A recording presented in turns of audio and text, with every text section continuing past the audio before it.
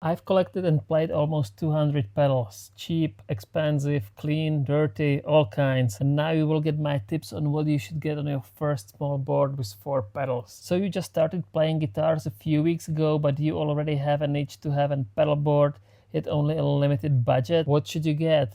I hear that voice in your head. But what pedals should I buy as a beginner? Is it worth it? It's definitely worth it in the sense that if you buy more than 2 pedals, you don't want to just have them lying around. It's not very convenient, power is difficult, cables are all over the place. So yeah, in that sense, it's good to have a board. But here is one big if. If you really need pedals, don't worry, we will get to the answers through this video. Still with me?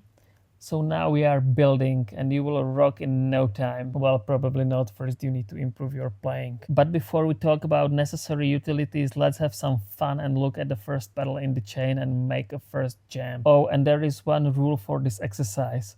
All 4 pedals must be from a different brands. The first pedal in your chain should be fuzz. Why? Because a lot of fuzz pedals simply love when they get a direct signal from the guitar without being buffered or generally somehow affected and might sound worse if you put them somewhere else. My recommendation for our board is Caline M Fuzz. If you are lucky, you can find it about $30 new. I've seen used one on Reverb for $25. It's a big muff clone, sounds fantastic, and it was one of my first pedals too. Other alternatives you might consider are Matcha Cream from Tone City, which is clone of Green Big Muff, or super popular Behringer Super Fuzz, which is clone of old Hyper Fuzz from Boss. Now let's play it. I call this jam I Feel Fuzz.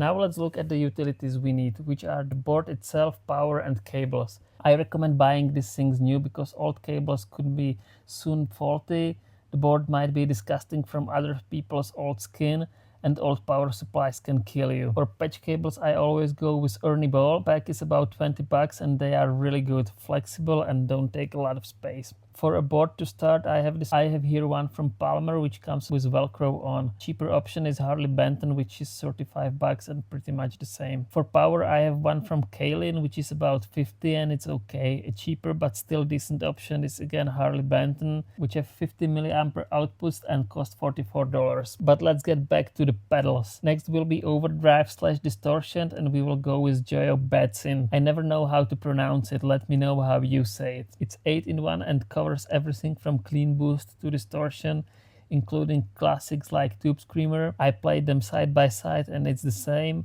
Boss OD1, Timmy, OCD and others, so in one pedal you can satisfy many different tastes. Some modes sound the same like mentioned Tube Screamer, while others can't because it doesn't have full control, but it still gives you large variety of tones. The price should be somewhere about $50. As alternatives you can't go wrong with Boss SD1, even the original is not that expensive. For a red, any cheap clone works as well. For the next jam I will use TS mode as it's such a classic. I call this jam Tube Me.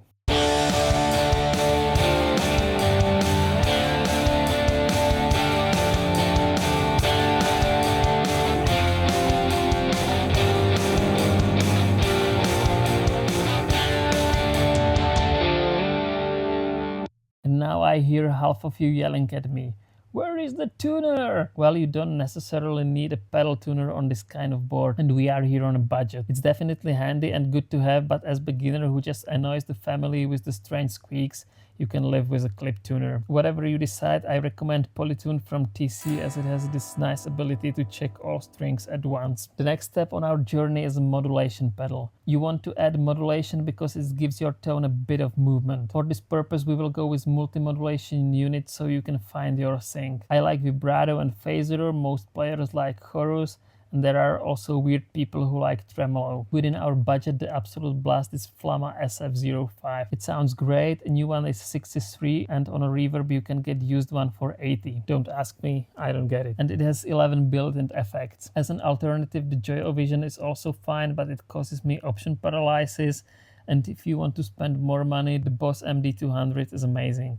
I use this on my board. In the next jam I will use 4 different modes, switching every 2 bars, and again also Baatsin to keep it dirty, switching modes after 2 bars. It will be like if Weezer played Waterfall. I call it Weezerfall.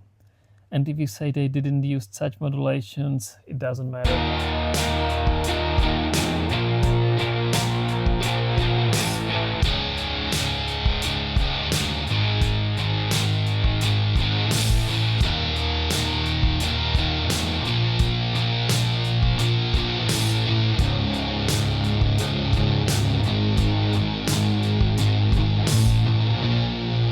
Now we are at the last step, and that's the pedal which gives you ambience, reverb or delay. If you are new to this, I think delay might be a bit overwhelming, but if you want to try good ones on a budget, there's a Flamma delay, super fun pedal with tape delay and various modulations in different modes, or Joyo Aquarius, where you can experiment with different types of delay. I think this was my first delay pedal. There are also pedals that combines both. The Flamma Ecoverb is wonderful. It also has a wicked reverse mode. As for reverb, it's complicated to get a good one on a budget. Cheap one usually sounds like dying llama, so I recommend the Fender Hammertone reverb. It's about 80 new, you can find it for 60 on the used market, and it sounds fantastic. And we've answered the question of what pedals you should get as beginner, but the question of whether it's worth it still remains to be answered. And the answer is that there is no simple answer. For this money, you can get multi-effect pedal, which will do much more. You can even get a katana, which will cover you. On the other hand, the pedals are much cooler and gives you more variety.